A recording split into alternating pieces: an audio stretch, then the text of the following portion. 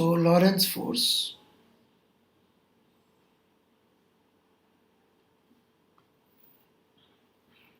Chapter 34 HCV काफ़ी छोटा सा चैप्टर है ये, और conceptually actually HC Verma ji यहाँ से उठाते हैं, right, to relate electric field and magnetic field. तो ये पहले भी अपन ने लॉ देखा हुआ, ऐसी बात नहीं है, राइट, यूज़ नहीं किया, बस इसको अब हम लोग यूज़ करेंगे और समझेंगे। कोई एक पॉइंट चार्ज है भाई Q, जिसका वेलोसिटी वेक्टर है U, और वो जिस जगह पर मौजूद है, राइट, वहाँ पर कोई इलेक्ट्रिक फील्ड E है और कोई मैग्नेटिक फील्ड B है, राइट। तो इसके ऊपर जो फोर्स लगेगा वो फोर्स होगा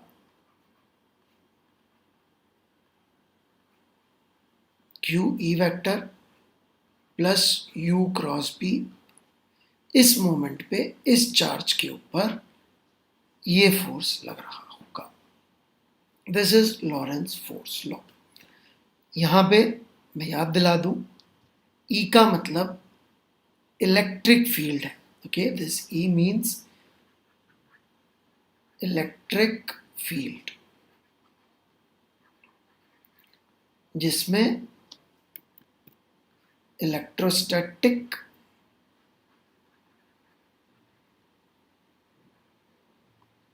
and non electrostatic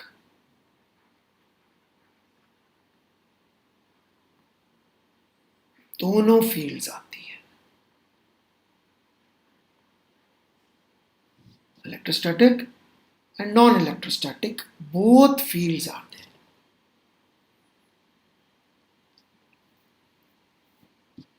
Is that clear? Electrostatic भी है और non-electrostatic। non-electrostatic मतलब induced electric field जो EMI में पढ़ाई जाती है, ओके। तो दोनों ही फील्ड है जब हम यहाँ वर्ड इलेक्ट्रिक फील्ड यूज कर रहे हैं। ऐसा नहीं है कि एक ही है, इलेक्ट्रोस्टैटिक ही, ठीक है ना, दोनों फील्ड। ये इसलिए स्पेसिफाई कर रहे हैं क्योंकि वर्मा जी एक बड़ा बढ़िया चीज़ समझाते हैं। मैं किताब का प्रिंट लेके रखा मैंने इसीलिए, तो आप पढ़ेंगे तो बढ़िया बढ़िया बातें इन्होंने लिखी हुई है। तो शुरू से मैं एक बार थोड़ा सा इसकी समरी आप लोगों को देता चलता हूँ, राइट। तो देखिए, ऑलमोस्ट नो फोर्स यदि एट रेस्ट है, करंट का है वायर के पास में। ये ऑलमोस्ट क्यों है कभी बताऊंगा मैं, बड़ा इंटरेस्टिंग चीज है। तो इसका मतलब कोई इलेक्ट्रिक फील्ड नहीं है पॉइंट बी में, ठीक है।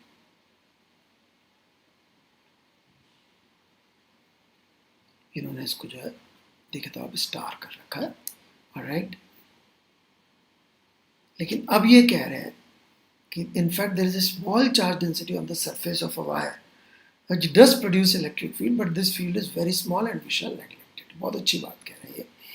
तो आपके हिसाब से फील्ड क्यों है, मुझे व्हाट्सएप पे लिख के मैसेज करिएगा, तो मैं ज़रूर रिप्लाई करूँगा, और अगले लेक्चर में भी अच्छे आंसर्स आए आपकी तरफ से तो इसको इंक्लूड करूँगा, राइट, इसको इंक्लूड करूँगा। और फिर इस पर one of the best question जो है वो भी दूंगा, लेकिन बता के नहीं दूंगा किसी पे बेस्ड, कई सारे सवाल दूंगा, उसमें इस कॉन्सेप्ट, इस आइडिया पे बेस्ड भी एक सवाल मिल जाएगा। तो बताइएगा आप मुझे, खैर बड़ी इंटरेस्टिंग बात। अभी क्या कह रहे हैं, however if the charge Q is projected from point P on this, it is deflected towards the wire. ये ऑब्जर्व किया है इन्होंने फैक्ट।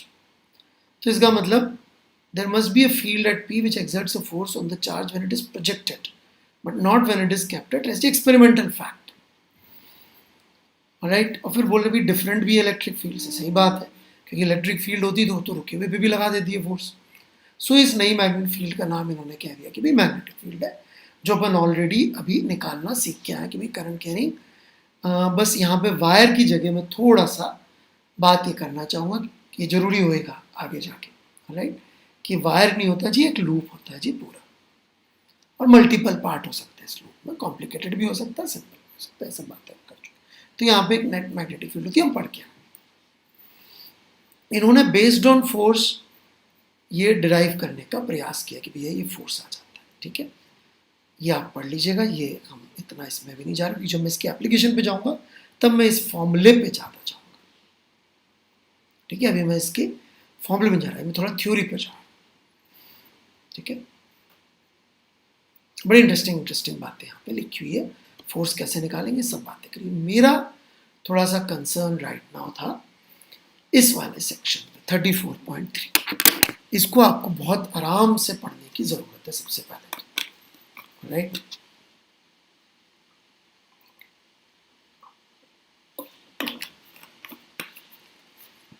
क्योंकि वर्मा जी के अलावा बाकी मैक्सिमम किताबें और जो फर्जी टाइप का मटेरियल अवेलेबल है, राइट,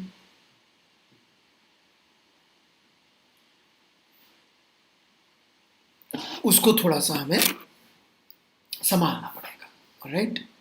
तो इसलिए ये बेस्ट इन्होंने दे रखा है, आप पढ़िए इसको, आपके पास किताब है, गो थ्रू इट प्रॉपरली, और तभी मेरी बात को सुनिएगा, क्योंकि मैं इसको समझाना शुरू करूँगा। लेकिन आपने पढ़ रखा होगा पहले तो एक बार समझ में आएगा, तो पॉज करिए, इस सेक्शन को पढ़िए, फिर अपन आगे बातचीत, मेरा लेक्चर आगे सुनिएगा, राइट।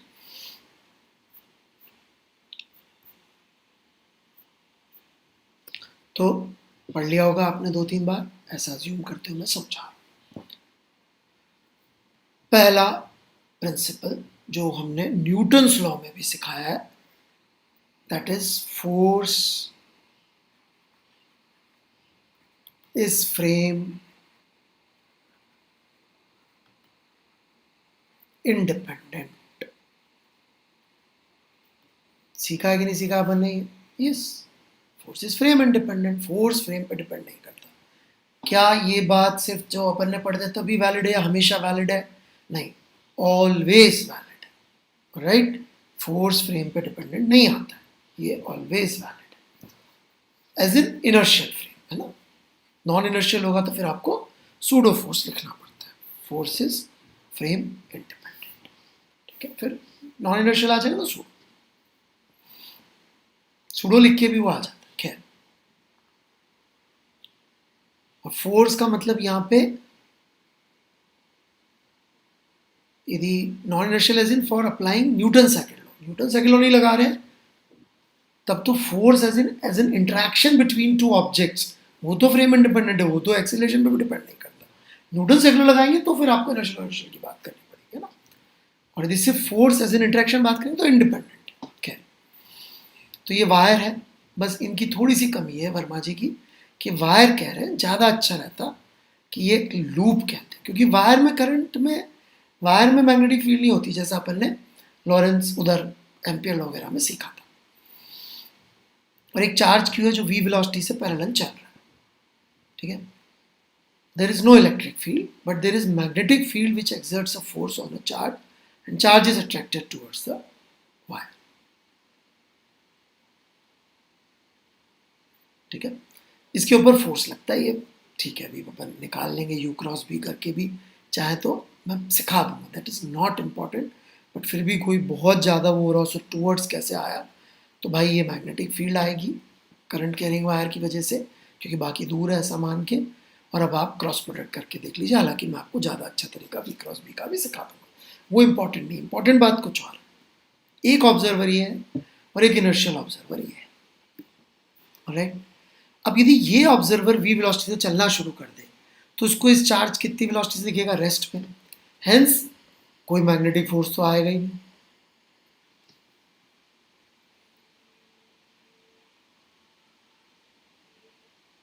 राइट। अब ये ऑब्जर्वर S1 को भी लेकिन फोर्स तो दिखना चाहिए अट्रैक्शन का, ठीक है।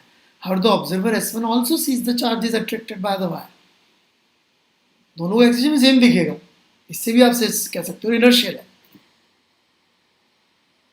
तो अब using this formula only logic we have, भाई वेलोसिटी तो उड़ गई, ये तो जीरो हो गई S1 के लिए, तो इलेक्ट्रिक फील्ड आई होगी। सो क्या कह रहा है कि what was a pure magnetic field in the frame of S turns out to be a combination of electric field and magnetic field.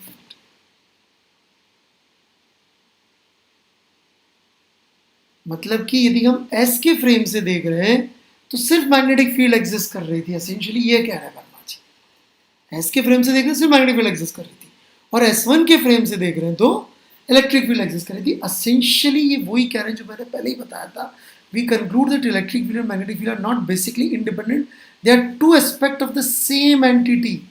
This is the beauty of physics कि यहाँ पर E और B जो कि एक दूसरे से units अलग, डायमेंशन अलग, फॉर्मूले अलग, बट ये एक ही एंटिटी इलेक्ट्रोमैग्नेटिक फील्ड के दो एस्पेक्ट्स हैं। और ये फ्रेम पे डिपेंड करता है कि हम उसको किस रूप में पाएंगे। एक लास्ट छोटी सी बात, ये इलेक्ट्रिक फील्ड ही कह रहे हैं, ये इलेक्ट्रोस्टैटिक भी नहीं हो सकती।